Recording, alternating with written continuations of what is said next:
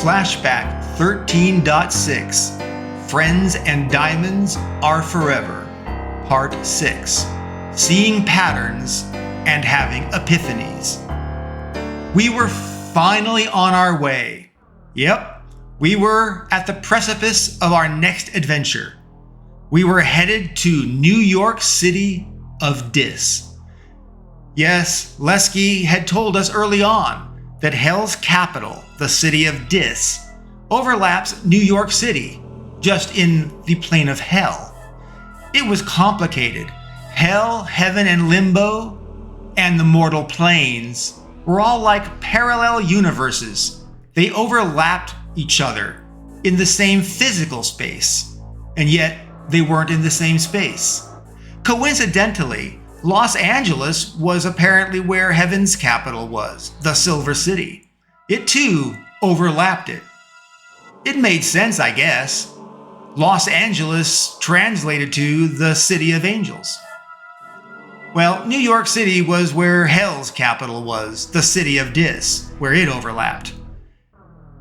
You might know that disrespect or disgusting, they're all derived from dis, which is Hell's capital. All things dis are negative. Anyway, so we were in effect headed to Hell's capital city, just in the mortal plane versus in Hell's plane, where the hellscape capital actually was. Like I said, it was a very long flight. During our long flight, we had many opportunities to reflect and review on what had gone before. Recalling the madness that we, the team, had been through, it was a lot to still unpack and process. Thinking about our destination, New York City of Dis, it made me think of something else. We were headed there because the angels said Soros in their list of seemingly random single words. They had no sentence structure or clear message. Sarah, well, she divined that it was even angels talking. She further divined that those angels were instructing us on what was required to do to save her adoptive father, Mr. Lesky. Although I agree that Sarah's conclusions made sense, I have to admit, at least to myself, it is quite the leap of faith. It seemed to me that Sarah had divined her leap of faith message to justify her belief and her goals and our actions. But whether rationalized justification or a brilliant deduction, I was on board. The team was on board. So rationalization or deduction, we were a go. And so we were off to find the Wicked Witch of the Weth, aka Weth Soros. One insightful thing I had was this. If the message was from the angels, from heaven, and if their message emphasized heed me, therefore does that mean the angels have been the messengers of heed me all the time, all along, for us? And if heed me are messages from heaven, what have we not heeded and paid attention to? I wondered and considered we had better pay very close attention to anyone or anything that says heed me. Yeah, heed the warning or message was apparently important. As I contemplated the prevalence of heed me and how perhaps we were not paying attention at all to it, to the messages from heaven, clearly small things can bear big messages and impact. Where did this wild ride begin? Well, let's talk about that. I got a letter in the mail that said I inherited $250 billion. Yeah, $250 billion, from an Aunt Zyra Milmore, whom I had never met or even knew existed. Yep, she lived and she died, and she bequeathed all of her stuff and her money to me. Likewise, someone that she had never met or knew. And I lived in another country, no less.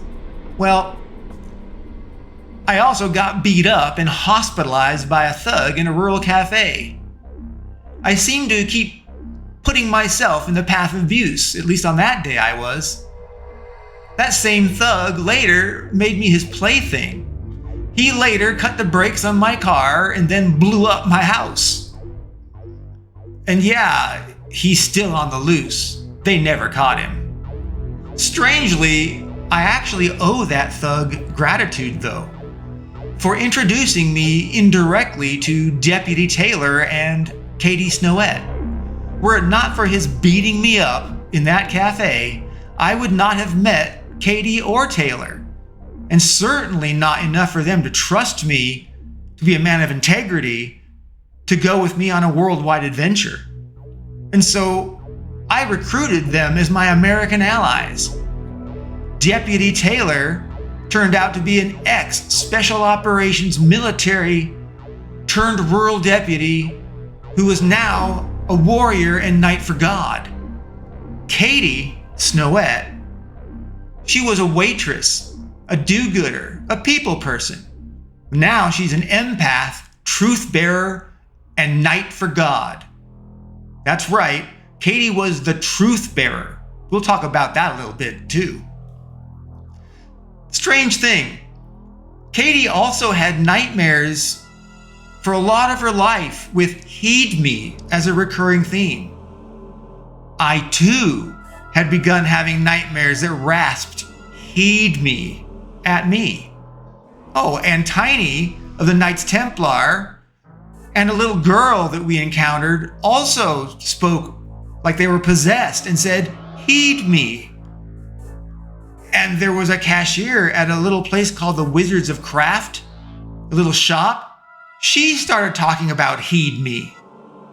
And there were signs at the Athlone airport that just said heed me hanging around.